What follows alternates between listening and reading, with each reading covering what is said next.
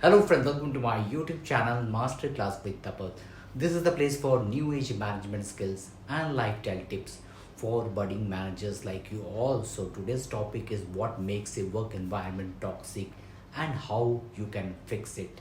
So watch my video till the end and subscribe to my channel Masterclass with Tapas. You can also visit my website with lot of topics related to management skills etc to www.masterclasswithtapas. So you can't fix what you don't understand. Toxic work environment have lot of things to look into, like fear based leadership. This type of leadership motivates through fear, not reward.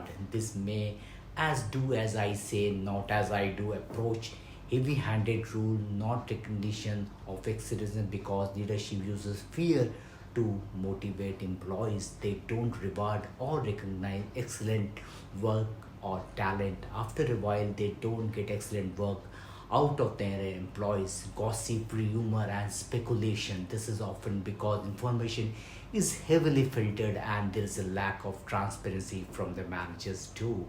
Employees' expectations are never defined. Unhealthy competition is as good as a not a great motivator until users pit engaged each other in a negative way. This leads to fighting, drama, anger, favoritism. A natural outflow of unhealthy competition is favoritism in hours, wages, benefit, overall discriminatory treatment. The result, lot of employees absenteeism, high turnover, dissatisfied customer, and a general level of high stress and unhappy people. Study after study has shown that negative work environment destroys productivity and increase burnout.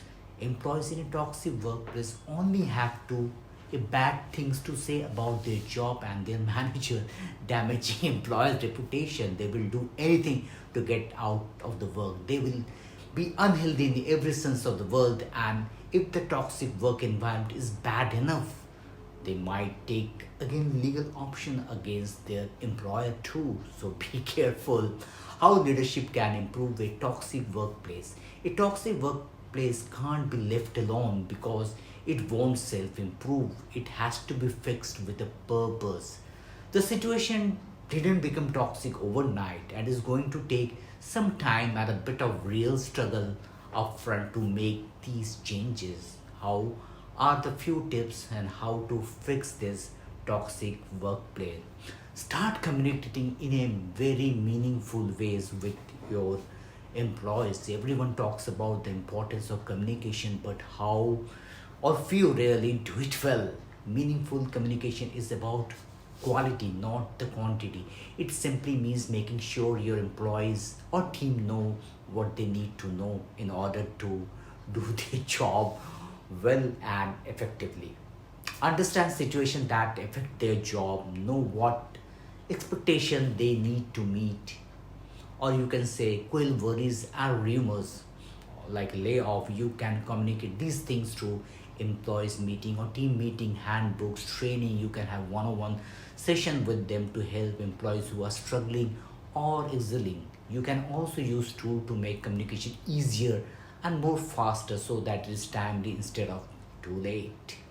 So why not communicating about shift and schedule with scheduling tool? Why not make it easier for your team to talk directly to you? The importance of meaningful communication is one of the reason when work put team communication directly in the scheduling. The team should talk about scheduling in a place where scheduling is done. It is important to note that gossips and rumors are not meaningful communication. If we hear of this, address the issue before it become for the whole team to get it. If someone has a habit of stirring the pot, bring them into talk 101. Do not tolerate this behavior. Helps the toxic bad mouthing. In other words, don't reward bad behavior. When your teammates start bragging on your shared manager propensity for dipping out 45 minutes early, don't buy the gossip bullet and jump in. We know it can't be tempting. Instead, offer a neutral response and pivot to a new subject once they realize you won't take part in a bad mouthing bout. They probably start looking to do elsewhere. So, hopefully, your dismissal will also signal that the behavior is not normal or nice or appreciated of that particular team member. Leave your work stress at the door helps with creating boundaries in your work life balance, which is very important in every organization. It is the one thing occasionally when to your partner or roommate about how much work is killing you. It is another to make a centerpiece of every conversation. Being cautious of how you taking about your job around your loved ones, and make sure majority of your conversation are about things that are convincing dicks or micromanaging boss. Not only will people around get tired of hearing about your work woes, even though they don't want the best for you. It is not healthy to dwell on the thing that can't be controlled. It is all about balancing the people. Then seek out positive co-worker, help them creating a more positive environment across the company. Even if it seems like everyone you work with in toxic one way or the another, chances are there at least few of the people who are feeling the same way as you are. If you notice a colleague facing the same issue, that they are trying to gauge how they are feeling about the situation without gossiping, which just backfire. Once you establish that you are on the same page, you will be able to lean on each other more easier. Practice how to confront helps with highly stressed one-to-one interaction with your team member or the employee. If the tension have reached a tipping point, it may be time to address the issue head on. In the stressful situation, it is often difficult to get out all the things that you want to say. So practice first with a cold friend or the familiar with the situation, running through your points ahead of your time. Your boss is always asking too much of you. Your superior is constantly taking credit of your ideas and etc. Will help you to retain your monologue, feel more confident, and ultimately be more effective in your delivery.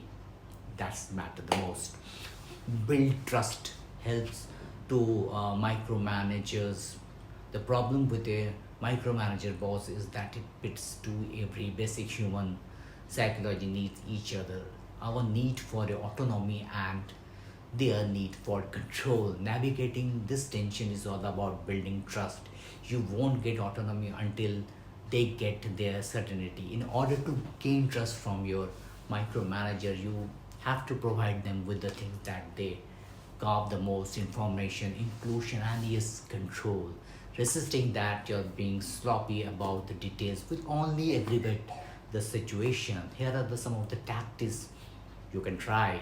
First, try to anticipate their need, what they want. The more you learn about their expectation, the more you can proactively address them, removing the need for them to micromanage. Second, communicate clearly and keep them overly informed. This means providing regular update, status, the progress of the report before your boss asks for them. Keep in mind that this could be as simple as a daily email that lists all your projects and their status, or is CCing in them when they are relevant. Finally, do your best to adopt their standard.